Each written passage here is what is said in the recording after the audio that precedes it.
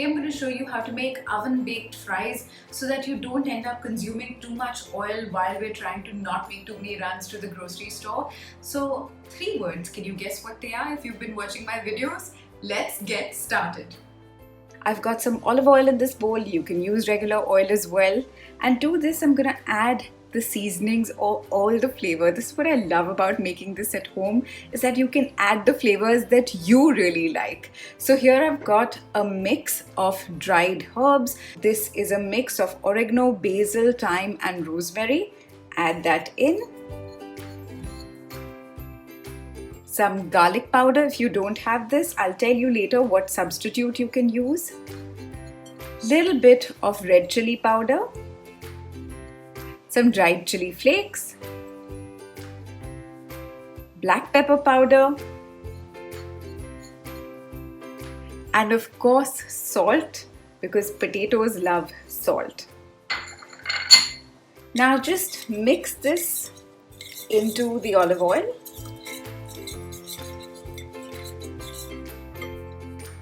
And set that aside.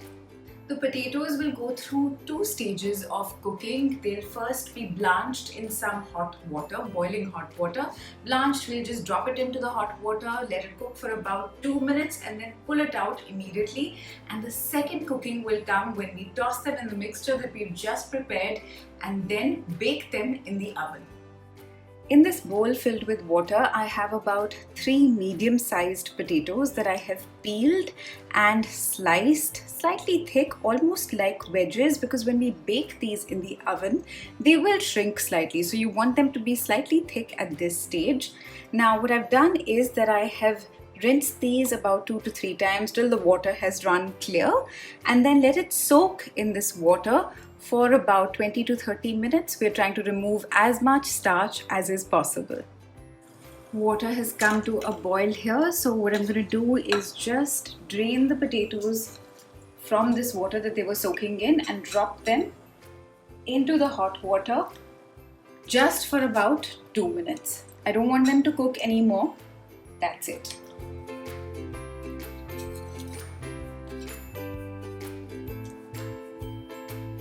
It's been 2 minutes. I'm just quickly draining the potatoes out on this kitchen towel. They're very delicate at this stage, so you need to make sure that you don't break them. I'm going to let them cool just slightly here.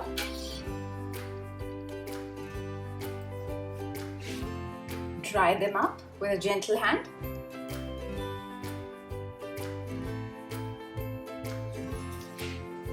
They're slightly cool to handle now, so I'm going to toss them with the dressing mixture that I had prepared. They're a bit fragile at this stage, so be gentle. They could break, but not if you do this gently. Oil is enough to coat the potatoes.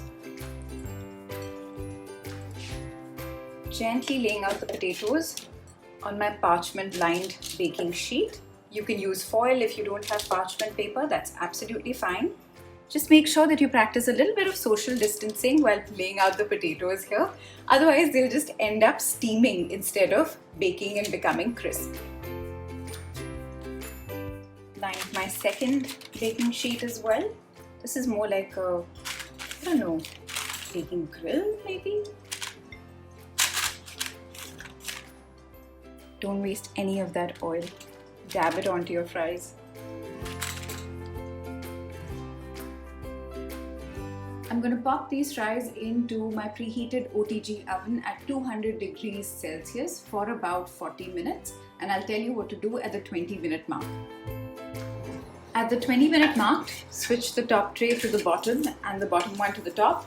Also just very quickly and gently turn the sides of the fries. This won't take very long. Then you can pop them back in the oven.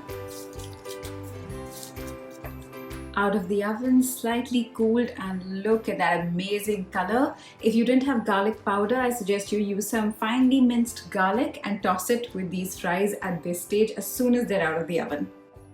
Herby oven baked fries are just so yum and an absolute favorite with my family. We love, love, love fries, and these are so guilt-free. Nachos are possibly one of the most ordered snacks in any restaurant. Today, let's see a loaded version of the same. And in this, there's also a hidden recipe of a taco seasoning.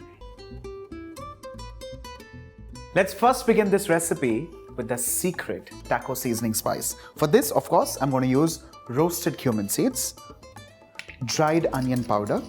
To this, I'm also adding in dried garlic flakes or garlic powder, oregano, cayenne pepper. This could be optional, but I personally love using this. Chili flakes, salt and pepper. Let's grind all of this into a coarse powder, or if you prefer, you can also grind this nice and smooth. With this, our taco seasoning mix is done and ready. Nice and coarse, the way I like it.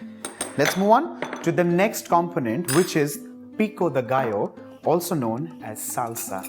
First things first, chopped tomato in a bowl, followed up with chopped onions, and these are red onions. To this, I'm adding in freshly cut coriander leaves, fresh jalapenos, or you can also use in green chilies with the seed because I like it nice and spicy. To this, lemon juice. And finally, for seasoning, I'm using in salt. Let's mix all of this together. And with this, your Mexican pico de gallo is done and ready. Our taco seasoning mix is ready. Our pico de gallo is ready. There are two things that are ready and prepared. The first one is a Mexican cheese dip, and the other one is beans that are boiled and ready.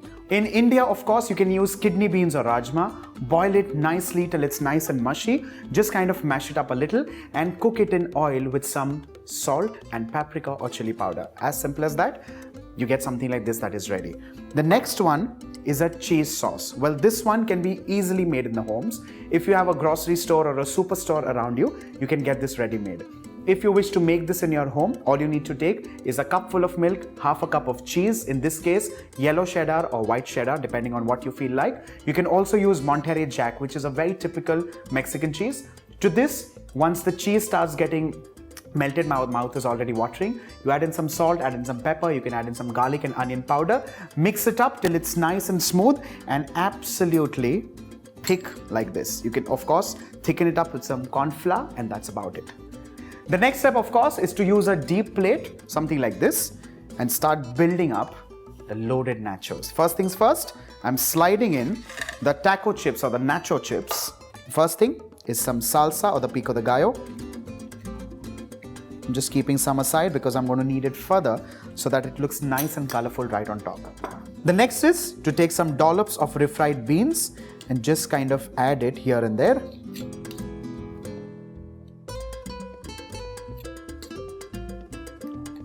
The next is the cheese sauce. Like I said, I'm going to keep using this again and again. So to begin with, the cheese sauce.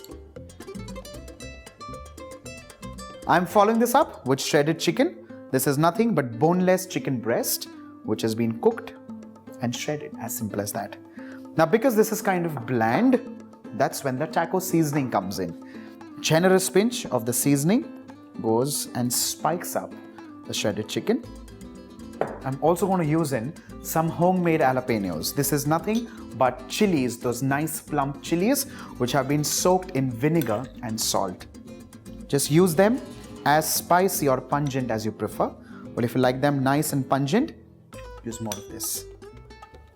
Now here, if you see, the color has kind of faded off completely because the pico de gallo is kind of hidden off. This is when the second layer comes in.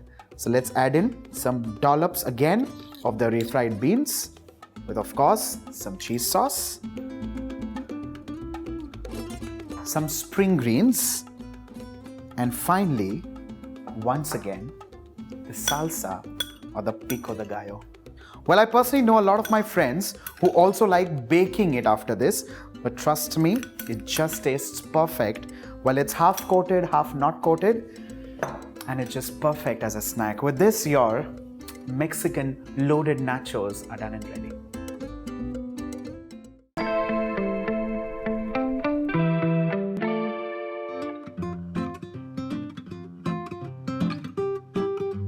you love pakoras, you're going to love the recipe that we have for you today. It's made with chicken and you guessed it, they're chicken pakoras. So for the chicken pakoras, of course you need chicken. I have about 250 grams of boneless chicken that I've just ground up in the mixer. Now this is not chicken mince. You'll see that it's not very fine. I find it best to use boneless chicken and then get the consistency that you want for this recipe. To this, I'm going to add 2 onions that have been sliced. Now I'm going to add the masalas. 1 teaspoon of coriander powder,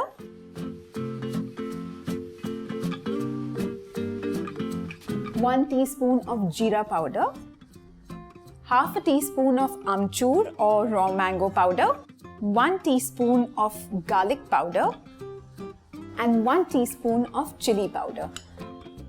Now the most important thing, a teaspoon of salt. Now mix all of this together really well.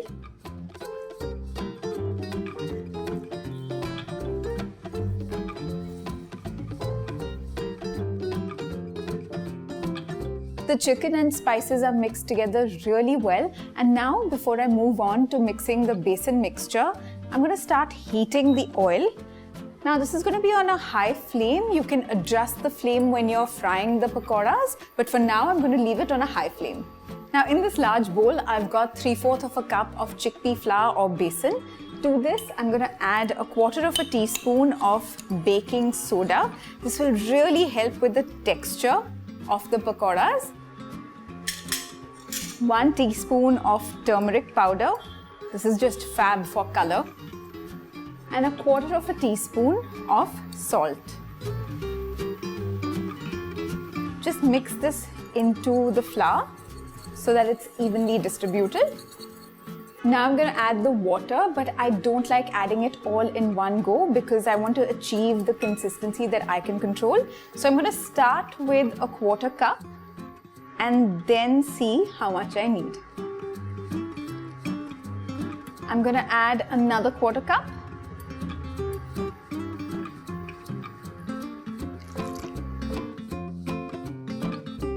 Just make sure that there are no lumps in the batter.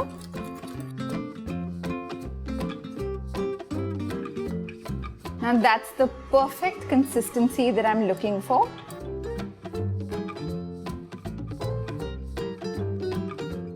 Now I'm going to add this chicken mixture to the besan mixture.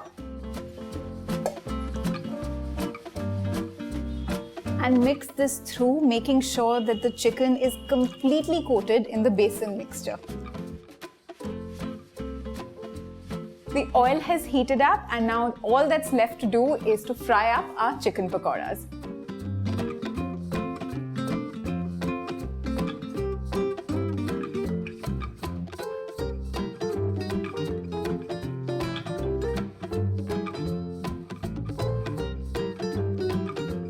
That's it. Our chicken pakoras are absolutely done. I'm just going to leave them on a paper towel so that the oil can drain a bit, and then we're ready to eat them.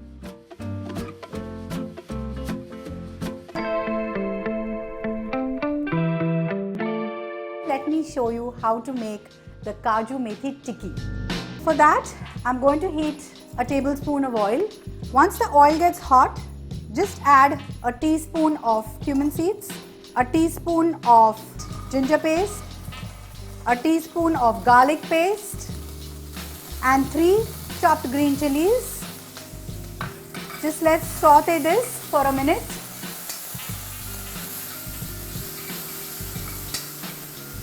Here I have a medium-sized bowl of fresh fenugreek leaves or methi leaves, which I have chopped. Let's add this as well. Let's cook this for about 5 to 7 minutes.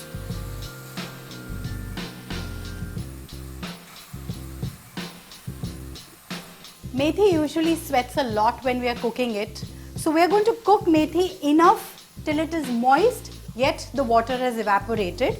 As you can see here, there is no water left anymore in the methi.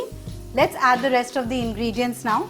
I'm going to add 1 cup of cashew nuts, a teaspoon of red chili powder, half a teaspoon of turmeric, a teaspoon of coriander seed powder, a teaspoon of amchur, a teaspoon of garam masala powder,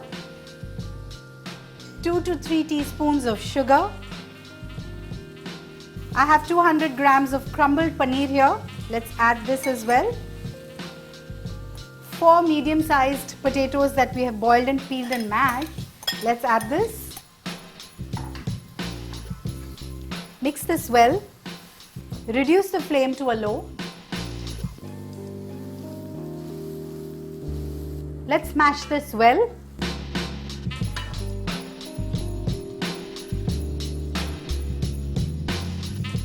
Let's add some salt to this. Mix it well.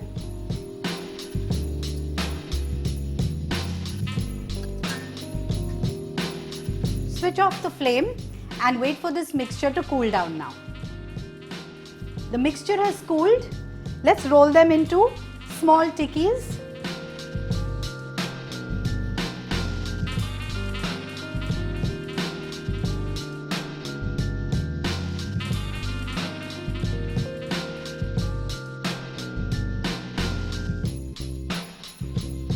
The tikkis are ready. I've kept a pan heating over here. I'm going to just dip these tikkis in corn flour paste. Roll them in breadcrumbs. Pat them gently and just place it on the pan. While we are placing the tikkis on a pan, let's drizzle some oil as well.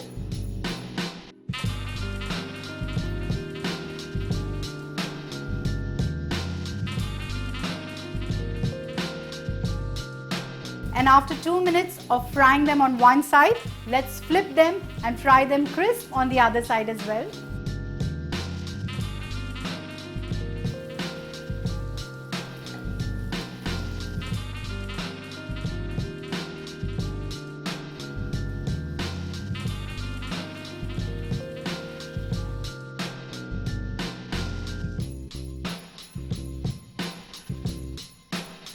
The tikkis that are done and ready, which are fried crisp and golden on either side, let's remove this on a serving platter.